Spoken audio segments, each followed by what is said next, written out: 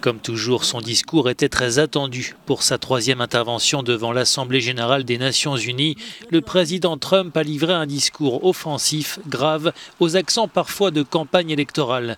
À plus de 400 jours de la présidentielle américaine, Donald Trump a défendu le America's First, les nations d'abord face à la mondialisation. Les dirigeants sages accordent toujours la priorité au bien de leur peuple et de leur pays. L'avenir n'appartient pas aux mondialistes, l'avenir appartient aux patriotes.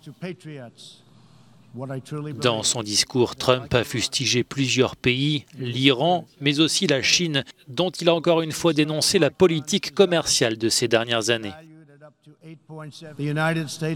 Les États-Unis ont perdu 60 000 usines après l'entrée de la Chine dans l'OMC.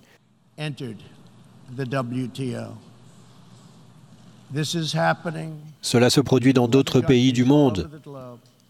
L'OMC a besoin de changements radicaux. La deuxième plus grande économie du monde ne devrait pas être autorisée à se déclarer elle-même pays en développement pour contourner le système au détriment des autres.